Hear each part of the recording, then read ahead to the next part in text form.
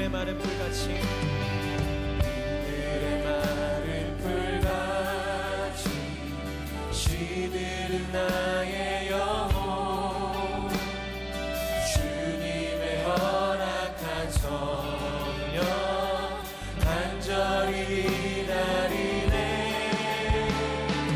가물음에 마른 땅 단비를 내리시는 성령의 단비를 부어 새 생명 주옵소서.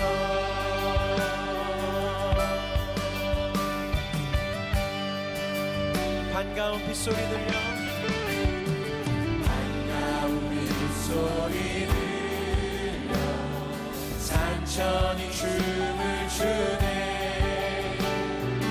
봄비로 내리는 성령 내게도 주옵소서. 가물음에 마른 땅 단비를 내리시는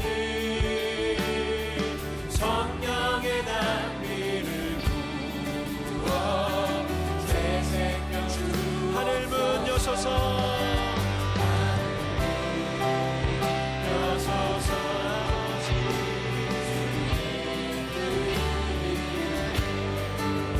성령님 오소서. 나의 영혼이 우리 목소리를 높여 절 따라 우로를 내려 초목이 무성하니 갈급한 내 심령 위에 성령을 부소서. 가물음에 마른 땅에 단비를 내리시는 성령의 단비를 부어 새 생명 주옵소서. 참되신 사랑의 언약 참되신 사랑의 언약 어길 수 있사오랴. 오늘의 흡족한 은혜 주실 줄 믿습니다. 가물음에 마른 땅 믿음으로 간구하세요. 단비를 내리시는 성령의 단비를 부어 새 생명 주 가물음에 마른 땅에 가물음에 마른 땅에 단비를 내리시는 성령의 단비를 부어 새 생명 주 가물음에 마른 땅에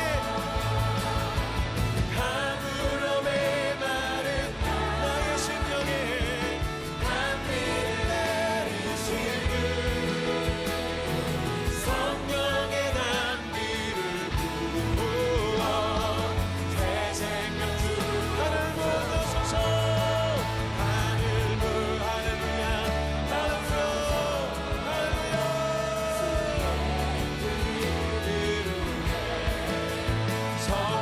성령님 오소서. 이 땅에 하늘 문 여소서 하늘 문 여소서. 주의 뜻 이루네. 성령님 오소서. 우리 성령님을 기대하시면서 두 손 높이 들고 하늘 문 여소서. 아버지 주의 뜻 이루게. 성령님 오소서. 이 땅에 우리 마지막으로 한 번 더 하늘 문 여소서. 주의 뜻 이루게. 성령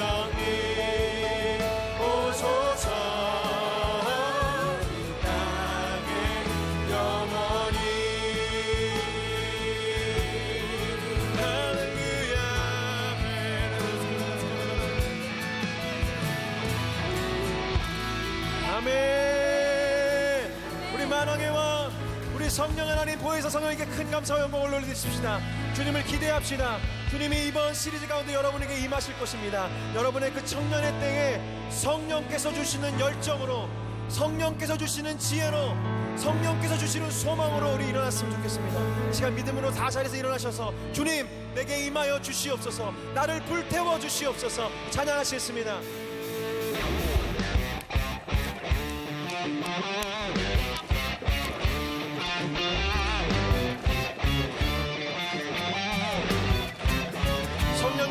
성령님이 임하시면 능력이 나타나 모든 것이 일어날 수 있게 되죠. 참 선한 것이 여기 일어나네. 어두움을 물리치는 빛이 있네. 우리 힘차게 박수 치시면서 참 선한 것이 여기 일어나네. 할렐루야. 성령의 불 타는 교회, 성령의 불꽃이 나네. 온 마음 다하여서 주의 높이세. 우리의 마음 불타네. 빛을 전하기 위해 사랑의 불꽃 전하세. 주를 위한 성령의 불타는 교회.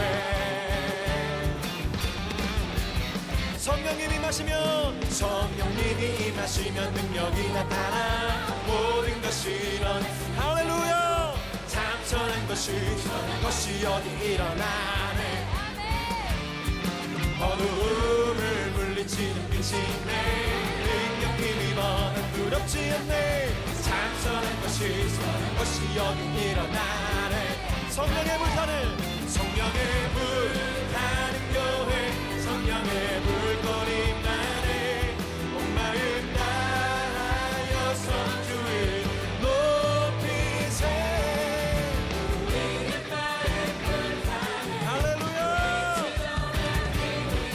사랑의 불꽃 전하세. 주를 위한 성령의 불. 다시 한 번 더. 성령님이 임하시면 능력이 나타나 모든 것이 일어날 수 있게 되죠. 참 선한 것이 여기 일어나네. 어두움을 물리치는 빛이 있네. 능력 힘입어 두렵지 않네.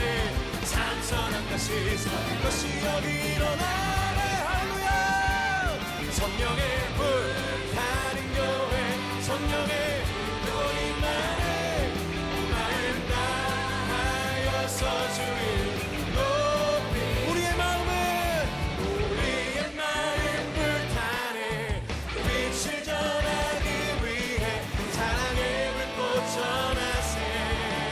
주를 위한 성령의 불타는 교회, 성령의 불타는 교회, 성령의 불타는 교회, 성령의 불꽃이 나네.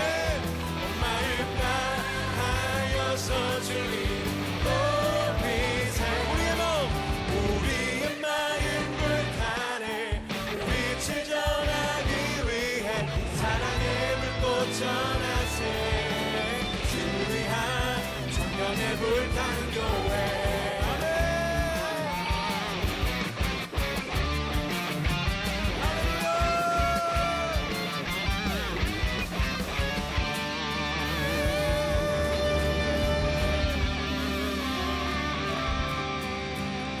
불을 내려주소서. 내게 성령의 불을. 죽어진 영혼 살릴 수 있도록 나를 태워주소서. 제단 위에 나를 드리니 열방의 불로 세우소서. 나는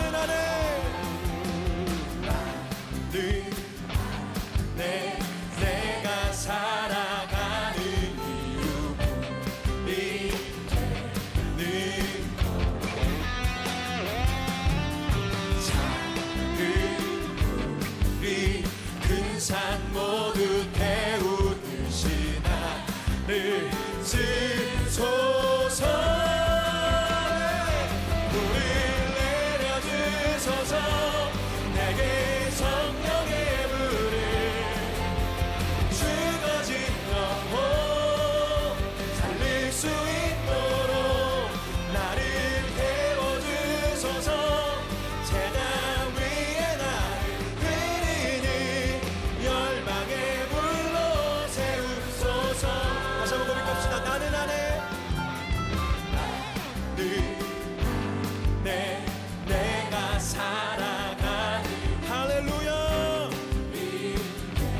부르심을 고백합시다. 작은 불이 여러분들을 통해서 이 세상이 변화될 것입니다. 모두 태우듯이 나를 주소서. 불을 내려주소서. 내게 성령의 불을 죽어진 영혼 살릴 수 있도록 나를 태워주소서. 재단 위에 나를 드리니 열망의 불로 세우소서. 주말 앞에 신을 벗고 기도하니 주말 앞에 신을 벗고 기도. 주여 우리 청년들에게 성령의 불을 허락하여 주옵소서. 성령으로 연단받은 불의 사람 되게 하소서. 불을 내려주소서. 내게 성령의 불. 할렐루야. 주가진 영혼 살릴 수 있도록 나를 태워주소서.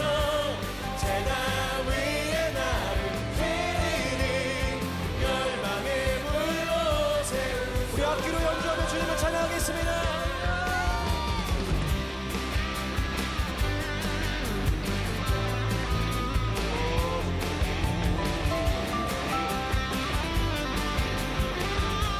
이번 시리즈를 통해 여러분 정말 우리 성령 충만해졌으면 좋겠어요. 하나님의 영으로 우리 충만해져서 이 땅을 변화시키는 하나님의 백성 되기 원합니다. 할렐루야.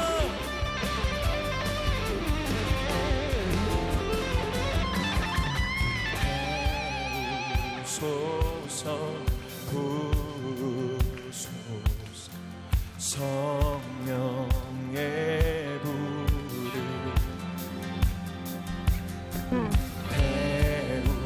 태우소서. 부소서 성령. 주님 간구합니다. 배우소서. 태우소서. 부소서 성령의 불 배우소서. 태우소서. 부소서 성령의 불을 배우소서. 태우소서. 부소서 성령의 불을 배우소서. 태우소서. 부소서 성령의 불을 내려주소서. 내게 성령의 불을 죽어진 영혼 살릴 수 있도록 나를 태워주소서. 재단 위에 나를 드리니 열망의 불로 세우소서. 마지막으로 고백합시다. 불을 내려소서. 불을 내려주소서. 내게 성령의 불을 죽어진 영혼 살릴 수 있도록 나를 태워주소서. 재단 위에 나를 드리니 열망의 불로 세우소서. 할렐루야. 하나님 앞에 큰 영광과 감사와 존귀의 박수를 드리십시다. 할렐루야. 아멘. 아멘.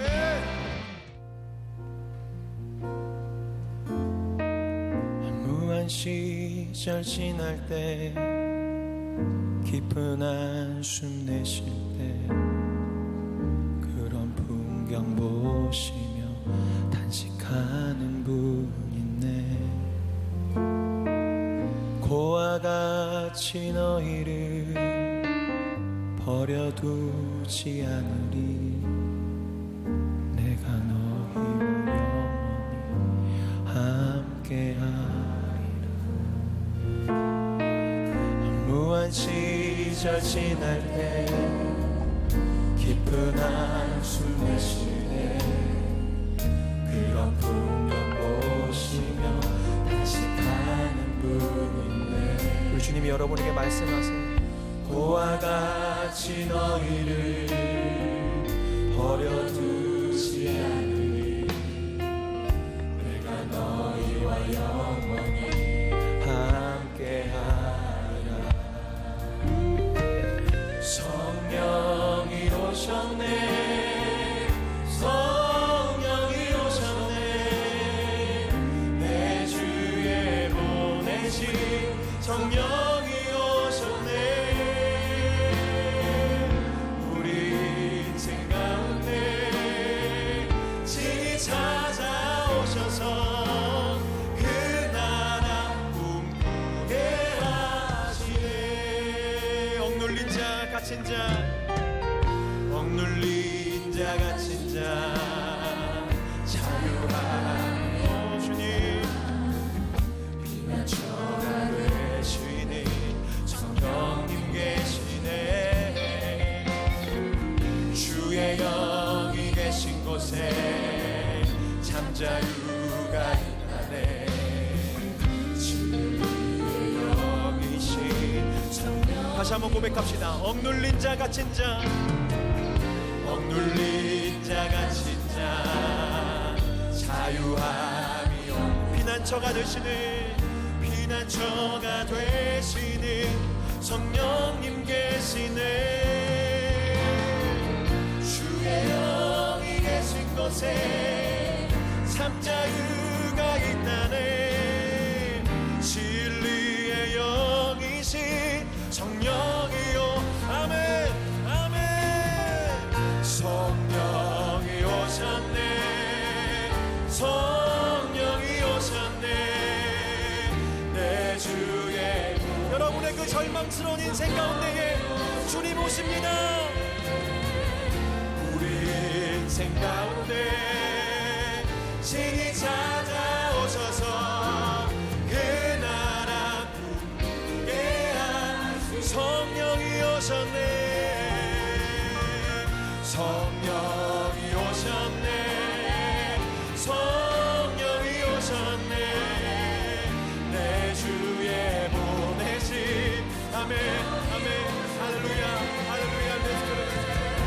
우리 인생 가운데 친히 찾아오셔서 그 나라 꿈꾸게 하신 성령이 오셨네.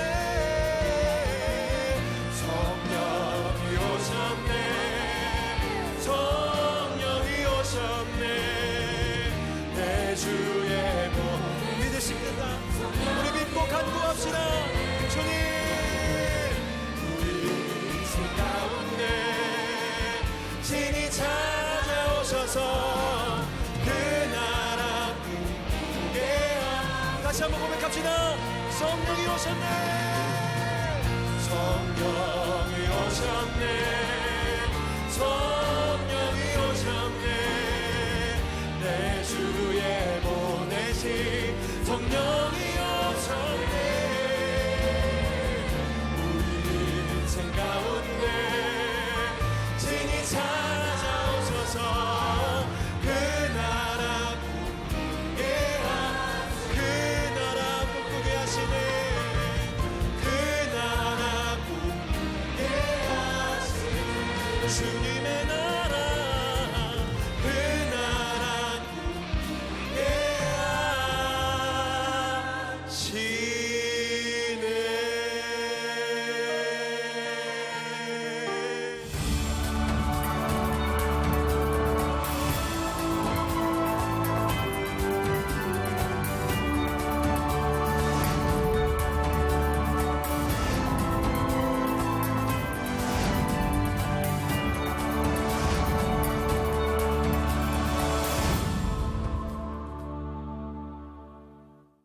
성령에 대한 말씀을 앞으로 3달 동안 나누게 됩니다. 6, 7, 8월 말까지 여러분들이 한번 성령님에 대해서 생각하고 배우고 또 성령을 체험할 수 있는 귀한 기회가 되리라고 생각합니다.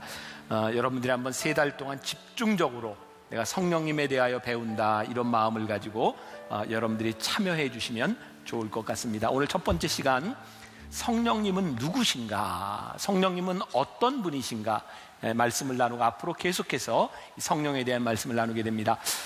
제가 오래전에 우리 새가족들 이제 교육 교재로 만들면서 참고했던 책이 지금 100주년 기념교회에서 목회를 하시는 이재철 목사님의 새신자반이라고 하는 책이었습니다. 그 책에 이런 이야기가 기억이 납니다. 그 책에 보면 성령에 대해서, 삼위일체에 대해서 설명을 하는데 이렇게 이야기를 했어요. 여러분 기어다니는 진해 아시죠? 진해하고 구더기하고 둘이 친구인데 어느 날 둘이 만나게 되었습니다. 구더기가 진해를 보더니 신기한 듯이 이렇게 묻습니다. 넌 어떻게 그렇게 걷니? 진해가 발이 많게는 110쌍까지 다리가 있답니다. 굉장히 많은 다리죠. 구더기가 묻는 건 너 어느 순서부터 걷는 거니? 진해는 한 번도 그런 생각을 안 해봤는데 갑자기 그 생각을 하니까 어느 발부터 먼저 걸었는지 알 수가 없는 거예요. 그 다음부터는 진해가 걷지를 못하는 거예요. 어느 발부터 걸었지? 걸을 수가 없는 거예요. 그리고 구더기를 보니까 이 다리가 하나도 없는 구더기가 그렇게 부러워 보이는 거예요. 쟤는 저렇게 잘 걷는데. 그러다가 갑자기 진해에게 이런 생각이 드는 거예요. 그동안 나는 한 번도 어느 발부터 걸었는지 생각해 보지 않았지만 잘 걸었잖아. 그냥 걷지 뭐. 걷기 시작했어요. 그 책에서 제가 아주 기억이 나는 게 그런 부분이었어요. 우리들이 성령님에 대하여 어떻게 설명하지, 어떻게 증명하지, 우리들이 알 수 없는 경우들이 있습니다. 근데 성령님은 이런 분이시구나.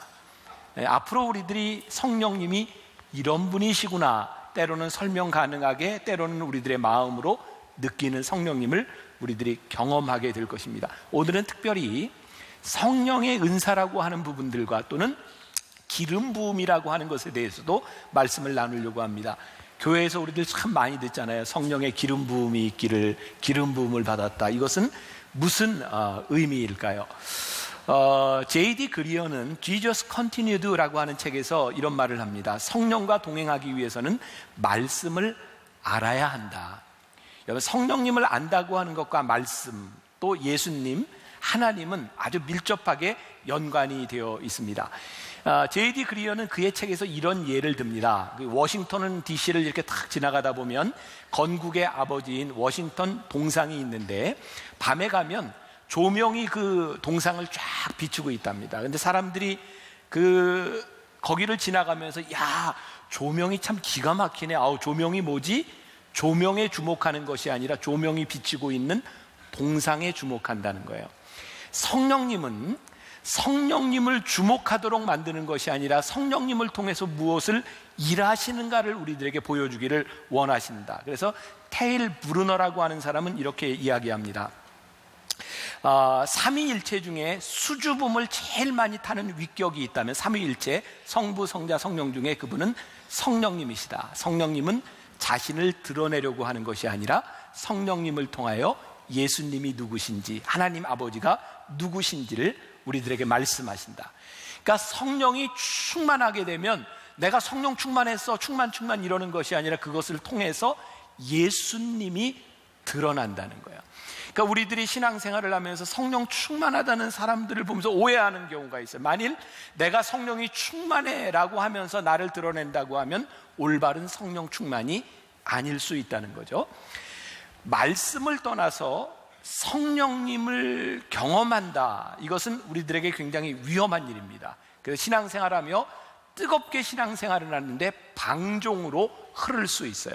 성령님의 역사는 늘 말씀과 함께 가야 합니다. 왜? 말씀은 진리이기 때문입니다.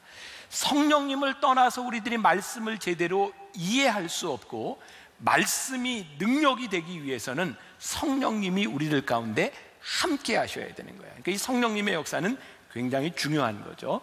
요한복음 16장 7절에서 예수님이 이렇게 말씀하셨어요. 그러나 내가 너희에게 실상을 말하노니 내가 떠나가는 것이 너희에게 유익하니라. 내가 떠나가지 아니하면 보혜사가 너희에게로 오시지 아니할 것이요 가면 내가 그를 너희에게로 보내리니. 예수님이 우리들에게 보혜사 성령님을 약속해 주셨어요. 성령님을 우리들에게 보내신다. 보혜사는 우리를 돕는 영이라 그랬어요. 그러니까 우리들이 신앙생활을 하면서 역동적인 신앙생활을 하기 위해서는 보혜사 성령님을 우리들이 경험해야 되는 거예요. 누가복음 24장 49절에는 또 이렇게 말씀하셨어요. 볼지어다 내가 내 아버지께서 약속하신 것을 너희에게 보내리니 너희는 위로부터 능력으로 입혀질 때까지 이 성에 머물라 하시니라. 자, 이게 무슨 말이에요? 예수님께서 마지막 부활하시고 제자들에게 말씀하시는데 내가 너희에게 보혜사 성령을 보낼 텐데 그것이 너희에게 임하기 전까지는 그냥 머물러 있어라 이 말이에요. 왜? 성령을 경험하지 않고 일하는 건 안 하는 게 나아요. 왜? 능력이 없기 때문입니다. 우리가 잘 아는 사도행전을 성령행전이라고 말하는 이유는 성령을 받은 제자들이 성령님으로 인하여 사역했던 것이기 때문입니다. 그래서 이 성령님을 우리들이 아는 것은 아주 중요한 일이에요. 마틴 로이드 존스 목사님, 유명한 신학자죠. 그분은 이렇게 얘기했어요. 나는 내 시간의 절반은 성도들에게 교리를 공부하라고 말하는 데 사용하고 나머지 반은 교리만으로는 충분하지 않다고 말한다. 여러분, 우리들 성령 공부하는 거 굉장히 중요합니다. 교리를 공부하는 거 굉장히 중요합니다. 그런데 그것만으로는 안 된다. 왜? 성령님이 우리 가운데 오셔서 조명되어야 하는 거죠. 자, 말씀과 성령님의 특징을 몇 가지 제가 이야기할 테니까 들어보세요. 자, 말씀은 우리들에게 약속을 줘요. 성령은 우리로 하여금 모험하게 만들어요. 말씀은 기준을 정해줘요. 성령은 행동을 지시하도록 해요. 말씀은 하나님의 성품을 기술해요. 성령은 우리가 하나님의 마음을 느끼도록 해요. 말씀은 우리들에게 계시를 줘요. 성령은 우리에게 이해할 수 있도록 도와주세요. 그러니까 우리가 성령님의 역사를 경험하지 못하고 말씀을 듣고 성령님의 역사를 경험하지 못하고 이 설교를 듣는다고 하면 우리는 반쪽짜리 신앙생활밖에는 못하는 거예요. 그러니까 여러분들에게 굉장히 심각한 도전이 되죠. 여러분들에게 성령님의 역사를 경험했던 때가 있으신가요? 그런 찬양이 있죠. 따스한 성령님 마음으로 보내 내 몸을 감싸며 주어지는 평안함 만족함을 느끼네. 따스한 성령님 무엇으로 봐요? 마음으로 보내 내 몸을 감싸며 주어지는 평안함 만족함을 느끼네. 여러분이 어느 날 신앙생활을 하는데요, 성령님이 나를 확 감싸요. 와, 따스한 성령님. 그 성령님이 우리들에게 말할 수 없는 평안을 우리들에게 주세요. 근데 만일 우리들이 이 경험이 없이 신앙생활을 하고 말씀을 듣는다면 우리는 굉장히 왜곡된 신앙생활을 할 수밖에 없어요. 왜? 성령님은 주님께서 우리들에게 약속하신 것이기 때문에 그래요. 자, 우리가 여기에서 또 구분해야 될 것이 있는데, 기름 부으시는 성령님의 은사 그리고 성령의 열매라고 하는 것도 우리들이 좀 구분할 필요가 있어요. 제가 읽은 책에서 어떤 목사님이 은사와 열매에 대해서 이렇게 설명을 하고 교인들에게 이렇게 이야기를 했대요. 여러분들도 한번 나는 어느 편인가 생각해 보세요. 말씀을 마치고 성령의 은사를 경험하기를 원하는 분은 이쪽으로 나오시고 성령의 열매를 원하는 분은 이쪽으로 나오세요. 제가 여러분들을 위해 기도해 드리겠습니다. 자, 그러면 여러분들은 지금 성령의 은사와 열매 중 어느 쪽에 나와 쓰시겠어요? 속으로만 대답하세요. 이 목사님은요, 많은 사람들이 성령의 은사를 갈구하는데 성령의 열매를 갈구하는 사람은 별로 없더라는 거예요. 자, 성령의 은사와 열매 어느 것이 잘못된 것이 아니에요. 우리들이 구분이 필요한 거예요. 자, 예를 들면 구약에 나오는 요셉이 있어요. 요셉은 하나님이 은사를 주셨어요. 그는 꿈꾸는 은사를 가지고 있었어요. 그래서 그가 꿈을 꾸고 뜨거운 마음으로 하나님이 주신 그 꿈을 나누죠. 근데 참 신기한 건 그가 받은 은사를 가지고 나눴는데 사람들이 미워해요. 저놈은 잘난 척만 하고. 은사가 잘못된 건 아닌데 은사를 지금 잘못 쓰고 있는 거예요. 그래서 그는 종으로 팔려가요. 애굽으로 가서 보디발 장군의 집에서 종으로 있는 동안도 그는 하나님이 주신 은사를 가지고 잘 활용을 해서 인정을 받아요. 근데 그는 감옥에 가요. 감옥에 가서도 역시 그의 은사는 살아 있었어요. 여러분들 보세요. 요셉이 그 과정들을 지나가서 애굽의 총리가 되잖아요. 총리가 되어 있을 때 그의 형들이 다 와서 동생인지를 모르고 절하고 먹을 거를 좀 달라 그래요. 근데 제가 읽었던 책에 이렇게 이야기가 되어 있더라고요. 만일 요셉이 성숙되지 아니하고 처음처럼 은사만을 가지고 있었더라면 그 형들을 그냥 두지 않았을 것이다. 요셉은요, 하나님 앞에 은사를 받았는데 그 은사를 성숙하게 사용하는데 많은 시간들이 걸려요. 성령의 은사가 성령의 열매가 되는 거죠. 여러분, 우리는 주변에서 정말 뜨겁게 하나님 앞에 사용되다가 추락하는 사람들을 많이 봤어요. 그럼 그들이 사용했던 것, 하나님이 쓰셨던 것이 은사가 아닐까요? 은사가 맞아요. 문제는 그 은사가 성숙되지 못하고 열매로 나타나지 않을 때 그 은사는 무섭게 추락하거나 타락할 수 있어요. 지금 한국 교회 안에서 일어나고 있는 많은 목회자들의 일탈, 그것은 무슨 얘기냐면 성령을 경험하고 은혜를 받고 목회자가 되고 사역을 시작했는데 성령의 기름 부으심이 끝났다는 이야기예요. 여러분, 성령님을 경험했는데 성령님의 기름 부으심이 끝나는 것처럼 불행한 일이 없어요. 오늘날 우리 한국 교회에, 우리 교회에, 우리의 믿음 가운데 역사하셨던 하나님의 역사, 성령님의 역사가 지금도 기름 부으심으로 우리들에게 계속되고 있는가?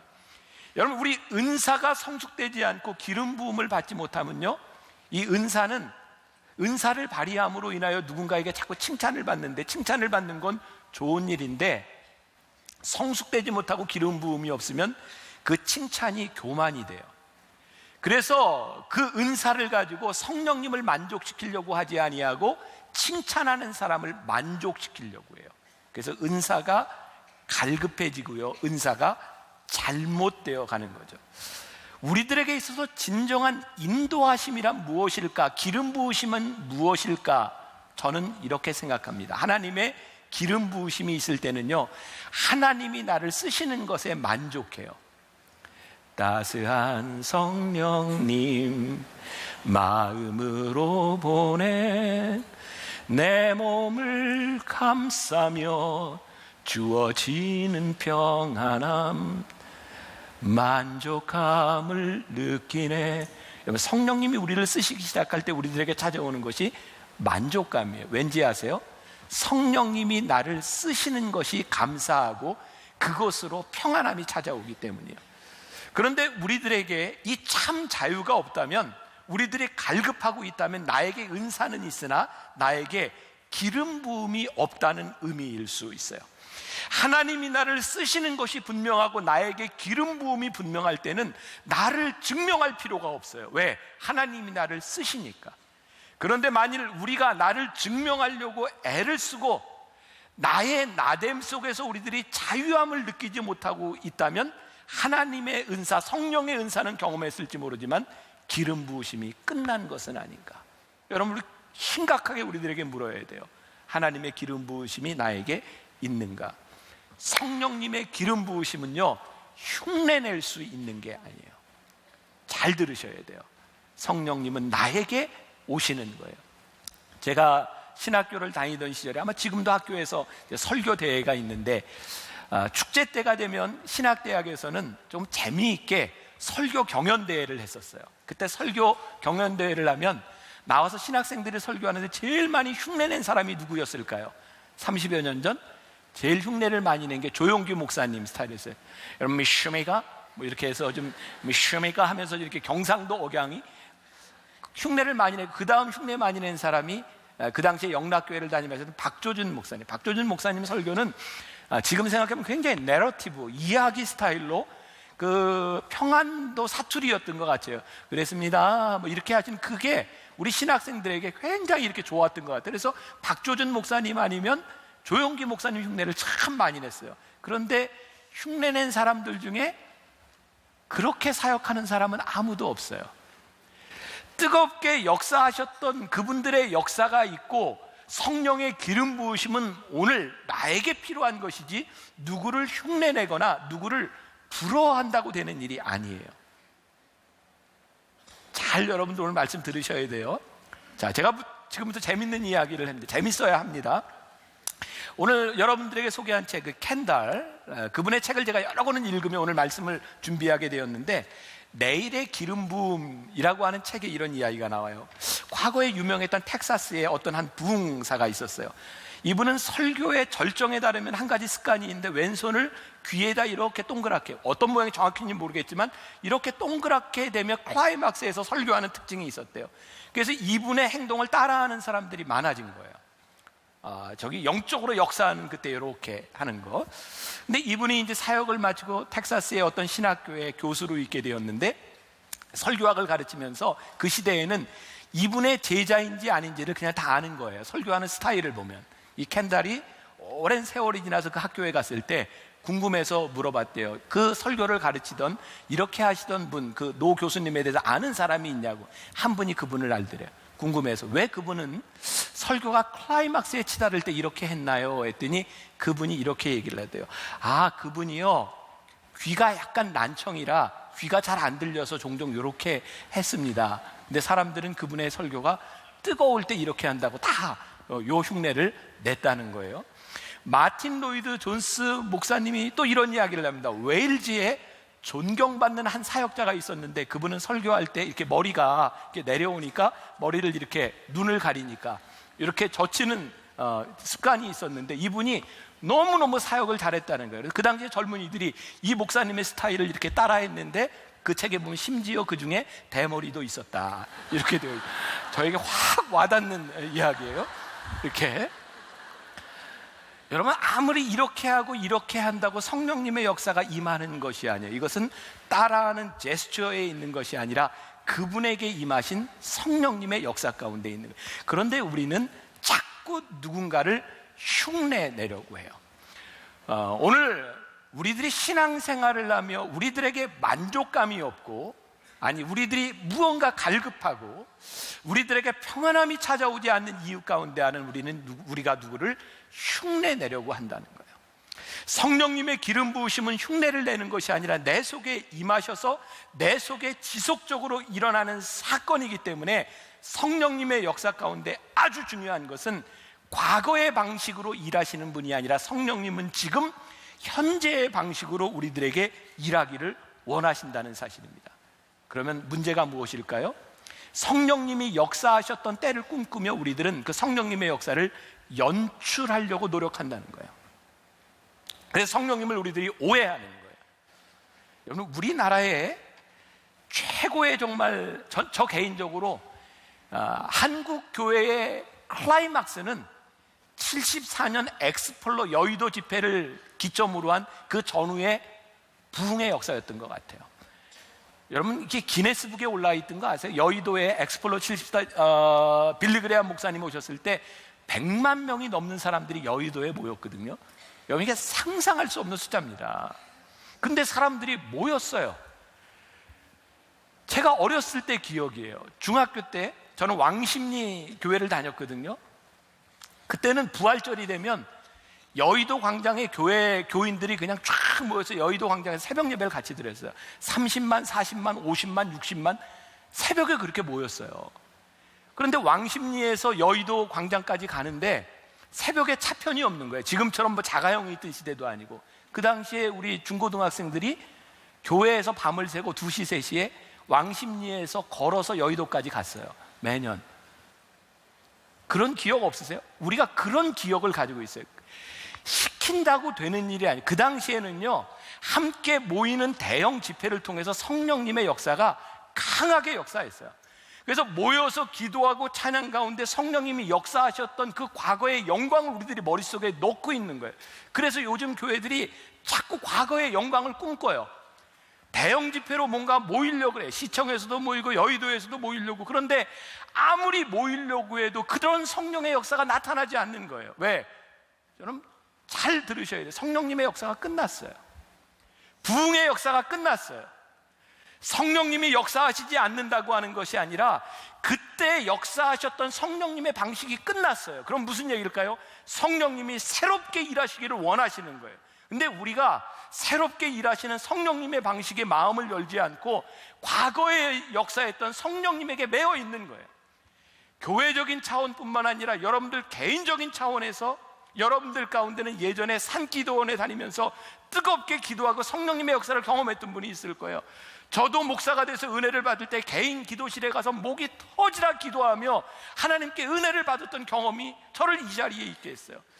그런데 하나님께서는 그때 그 경험으로 또 역사하시는 그런 하나님이 아니라 오늘 나에게 그 방식일 수도 있지만 새롭게 우리들에게 기름 부으심을 부어주시기를 원하신다는 거예요. 그것은 무엇을 의미하는가?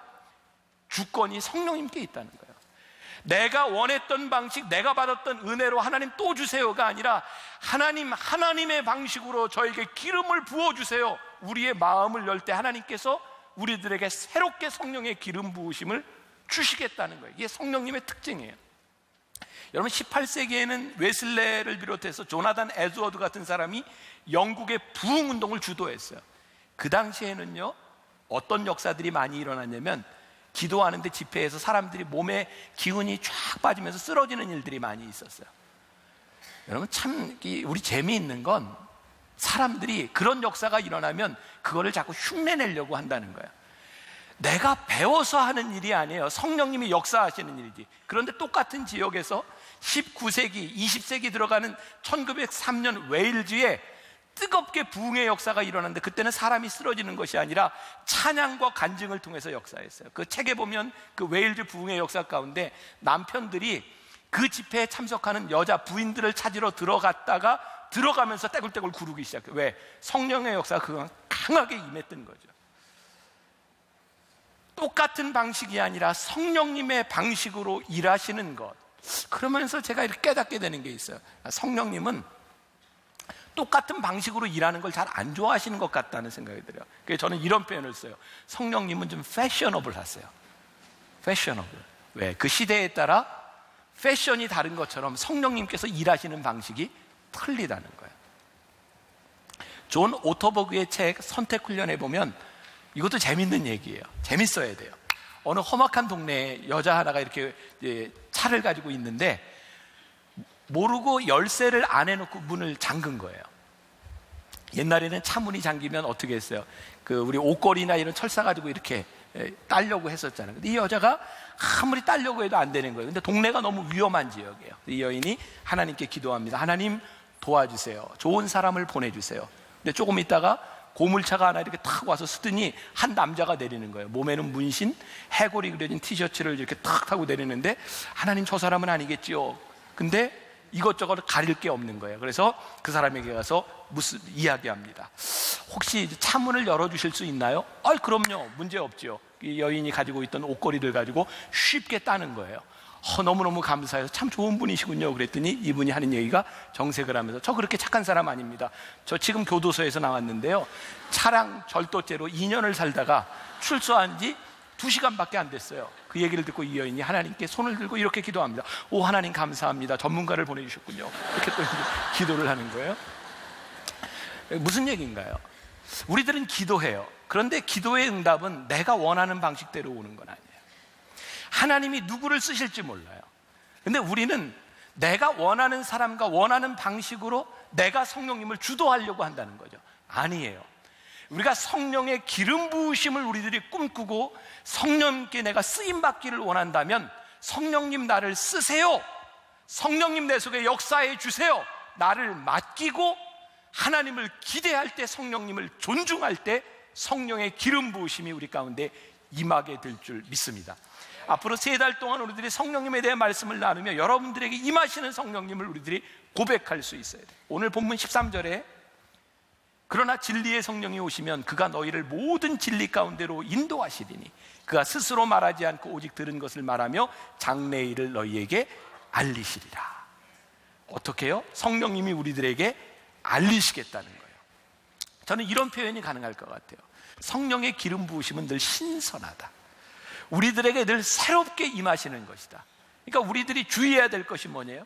내 신앙의 과거의 방식에 매달리는 사람이 아니라 매일매일 새롭게 역사하시는 하나님을 우리들이 기대해야 되는 거죠. 제가 여러분들에게 자주 이야기하죠. 저에게 정말 고민되는 일이고 진짜 이건 뭔가 달라져야 되고 생각하는 거죠. 왜? 지금 한국 교회뿐만 아니라 전 세계 교회들이 만연하고 있는 교단과 교파, 교리에 대한 문제. 여러분, 교단과 교리, 교파에 대한 이 문제들은요, 사실 성령의 역사에서부터 시작이 됐어요. 교회가 정체되어 있을 때, 뭔가 타락할 때 하나님께서 놀랍게 성령의 역사를 일으키시거든요. 사람들이 모이기 시작해요. 역사가 일어나요. 그런데 그 사람들이 모여서 교단을 만들어요. 근데 놀라운 일은요, 교단이 만들어지고 뭔가 우리는 이렇게 모였어 라고 생각하는 그 순간부터 성령님이 떠나간다는 거예요. 야, 성령님께서 이렇게 일하셨어 라고 하는 걸 우리들이 설명하면서 교리로 딱 만들어 놓는 그 순간부터 성령님이 일하시지 않는 것, 참 놀라운 일이죠. 제가 말씀을 준비하며 읽었던 책에 19세기 미국 켄터키주의 케인 리치라고 하는 곳에서 놀라운 부흥운동이 일어났답니다. 저는 이제 미국 살면서 느낀 게 한국하고 문화가 틀리죠. 거기는 도시마다 처치 스트릿이라는 데가 꽤 많아요. 왜 처치 스트릿인가 가보면 교회가 많아요. 그리고 거기는 이렇게 사거리에 대개 교회가 네 구탱이에 이렇게 다 있어요. 교단마다 틀린 교회. 그건 미국 사람들의 정서적으로 남을 존중하기도 하니까 다른 교단이라도 이렇게 같이 교회들이 친하게 잘 지내요. 근데 이 케인 리치라고 하는 그 부흥운동이 일어나는데요, 놀랍게도 교단과 교파, 교리를 다 초월해서 유일하게 예수 그리스도의 이름으로 부흥운동이 일어나기 시작한 거예요. 우리가 용광로, 멜팅 팟이라 그러죠. 거기에 사람이 교단, 교회 뭐 이런 게 다 들어갔는데 예수 그리스도 외에는 아무것도 남지 않더라는 거예요. 부흥의 역사가 놀랍게 일어났어요. 그때 그 케인 리치에 있던 사람들이 그것을 보면서, 야, 하나님께서 역사하시는구나, 오직 그리스도만이 역사하는구나. 그래서 모두 마음을 모아가지고 우리 이제 교단 다 떼자. 그리고 크리스천 교회라고 하는 교단을 만들었대요. 우리는 다 하나라고. 그 책에 보니까 그 순간 놀랍게도 성령님이 일하시지 않더라는 거예요. 성령님은 우리가 독점할 수 있는 것이 아니에요. 성령님은 우리들이 원하는 대로 일하시는 분이 아니세요. 성령님은 우리들에게 특별한 라이센스를 주시는 분이 아니세요. 우리가 성령님의 역사를 경험했고 성령이 충만했다고 해서 이것은 내가 받은 라이센스야, 이렇게 성령님이 역사하셔라고 말하는 순간 성령님은 거기서 일하시지 않는다는 거예요. 왜? 성령님은 인격적이고 성령님은 주도적이시기 때문에 우리에 의해서 움직이는 분이 성령님이 아니시라는 거예요. 그래서 우리가 기도할 때 성령님 나에게 맞춰주세요, 성령님이 역사하시지 않아요. 제가 순종하겠습니다. 성령님 나를 사용해 주세요. 제가 영성훈련할 때 그런 얘기해죠. 방언의 은사를 구하는데 방언은 배워서 되는 게 아니라 내 목소리와 내 의지를 하나님께 맡길 때 성령님께서 우리들에게 주시는 은사라는, 참 신기하죠. 방언, 여러분들이 하나님 앞에 기도할 때 내 입이, 내 의지가 내 마음대로 되지 않고 성령님께서 우리를 쓰시는 일들이 일어나는 거죠. 오늘 14절 말씀, 그가 내 영광을 나타내리니, 그가 누구예요? 성령님이 내 영광을 나타내리니 내 것을 가지고 너희에게 알리시겠습니다. 그러니까 성령님의 역사가 일어난다면 뭐가 분명해요? 하나님의 영광이 드러나야 돼요. 만일 내가 성령의 역사라고 이야기하면서 정말 많은 것들을 하는데 하나님의 영광이 떠나버리면 성령님이 떠난 겁니다. 여러분들 속지 마시라는 거예요. 성령님의 역사는 분명하게 하나님을 드러나게 하는 것, 이것이 예수님께서 성령님에 대하여 말씀하신 거예요. 내일의 기름 부음이라고 하는 책에서 아주 중요한 걸 얘기하고 있는데, 사람을 셋으로 분류해요. 성령님의 입장에서 첫 번째는 어제의 사람이 있고, 두 번째는 현재의 사람이 있고, 세 번째는 미래의 사람이 있어요. 어제의 사람, 과거의 사람. 그 예로 이스라엘의 초대 왕이었던 사울을 듭니다. 여러분, 사울 왕은요, 하나님께서 특별히 사무엘을 통하여 기름 부으셨어요. 여러분들 성경에 보면 기름 붓는다라는 표현이 나오죠. 하나님이 쓰시겠다는 거예요. 그래서 하나님께서 사울 왕을 쓰시려고 사울에게 기름을 부으셨어요.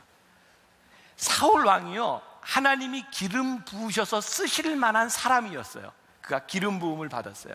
근데 문제는, 여러분 성경에 보면 이가봇이라고 하는 말이 나오는데, 이 말은 무슨 얘기냐면 하나님의 영광이 떠났다 이 말이에요. 사울이 기름 부음을 받았는데 그가 하나님을 존중하지 않을 때 성령님이 떠나갑니다. 하나님의 영광이 떠났어요. 하나님이 그를 쓰시지 않습니다. 네, 하나님의 영광이 떠나고도 수십 년 동안 사울은 왕입니다. 우리가 하나님의 은사를 경험하잖아요. 성령님이 우리를 쓰시는데 하나님의 영광이 떠나도 우리가 그 자리에 있을 수 있습니다. 놀라운 은사를 가지고 역사를 하던 사람들이 성령님이 떠나갔음에도 불구하고 목회할 수 있습니다. 근데 하나님이 쓰시지 않아요. 점점 부끄러움을 당합니다. 여러분들이 저나 우리 교회가 하나님이 우리를 쓰시기 위해 우리를 불러주셨는데 성령의 기름 부으심이 끝나고 하나님의 영광이 떠나면 이 교회가 언제까지 유지될 수 있을지는 모르지만 하나님의 영광이 떠난 교회는 수치를 드러내게 되어 있는 거예요. 하나님이 쓰시지 않는 거예요. 그래서 어제의 사람이 됩니다. 여러분, 사울 왕이 어제의 사람이 됐어요. 문제는 우리가 어제의 사람이 되는 것 모두에게 일어날 수 있는 일인데 중요한 것은 어제의 사람으로 머무르는 것이 아니라 다시 기름 부음을 받을 수 있는 사람으로 돌아와야 된다는 거예요. 그런데 많은 사람들이 어제의 사람으로 끝나요. 성령의 기름 부으신 가운데는 오늘의 사람이 있어요. 사무엘을 이야기합니다. 그럼 사무엘은요, 성경에서 보면 마지막 사사고, 왕이 없던 시대의 마지막 사사고, 처음에 제사장, 최초의 제사장 예언자예요. 이제 왕을 세우는 때입니다. 하나님께서 사무엘에게 초대 왕이었던 사울에게 기름을 부어라, 왕을 삼으라는 거예요. 여러분, 이게 얼마나 위험한 일인지 한번 상상을 해보세요.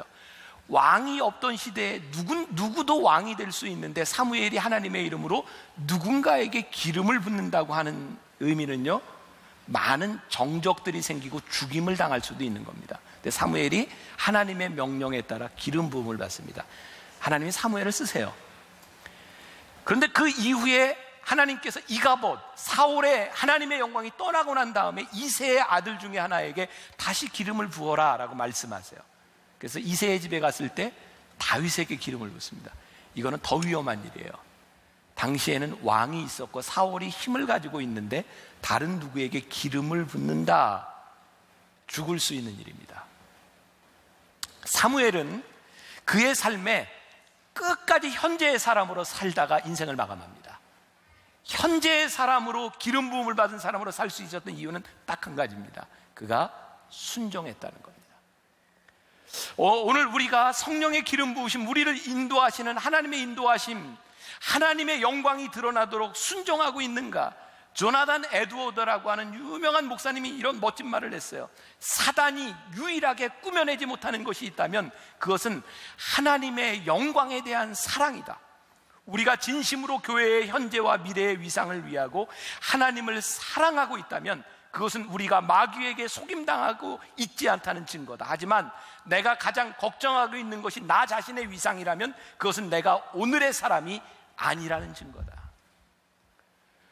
오늘 여러분들의 신앙의 사역, 여러분들의 삶 가운데 나의 위상을 걱정하는 것이 아니라 하나님의 영광을 위하여 쓰임받을 사람을 걱정하고 나를 대신해서 하나님이 쓰실 사람을 위하여 기도하는, 우리가 오늘 멘토식을 가졌어요. 우리 지금 현재 만나교회가 아니라 미래의 만나교회를 위하여 하나님 어떻게 일할 것입니까를 고민할 때 하나님이 우리를 쓰실 거라는 거예요. 왜? 그것은 절대로 사단의 방식이 아니라는 거예요. 사단은 우리의 위상에 관심이 있지 하나님의 영광에 관심이 없다. 내일의 사람? 다윗을 이야기합니다. 다윗의 장점은요, 기름 부음을 받고 난 이후에 그가 끝까지 하나님이 세우실 때까지 기다렸다는 거예요. 미래의 사람은 준비된 사람이에요. 스펄전 목사님은 이런 얘기를 했습니다. 나에게 25년의 목회의 시간이 주어진다면 나는 20년을 준비하고 5년을 목회할 것이다. 근데 우리는 준비하는 것보다 일하려고 하는데 너무 바빠하는 것 같아요. 이건 저에게 하는 이야기입니다. 많이 기다려야 되고, 많이 하나님의 때를 기다려야 되고, 많이 기다려야 되고, 많이 기다려야 되는. 캔달이 그의 책에서 멋진 문장을 하나 남겼습니다. 하나님과 가까워지는 가장 좋은 방법은 나를 죽을 듯이 미워하는 적을 만남으로써 예수님처럼 산다는 것이 어떤 것인지를 배워나가는 것이다. 다윗의 인생의 최악의 시간에 그는 최상의 때를 지나갑니다. 최악의 시간, 광야에서 죽음의 위협을 당하며 쫓겨나가던 그 시간에 다윗은 하나님의 사람으로 철저하게 준비된 시간을 지나갑니다. 이 중에는 어제의 사람도 있고 오늘의 사람도 있고 내일의 사람도 있을 겁니다. 성령님은 누구십니까? 우리가 과거의 사람으로 머물지 않도록 우리를 쓰시는 하나님의 사역이 계속해서 일어날 수 있도록, 미래에도 우리를 쓰시는 하나님이 될 수 있도록 성령의 기름 부으심을 우리들이 구하고, 우리가 이번 세 달을 지나는 동안 여러분들 각자에게 임하시는 성령님을 우리들이 고백할 수 있기를 주님의 이름으로 간절히 축원합니다.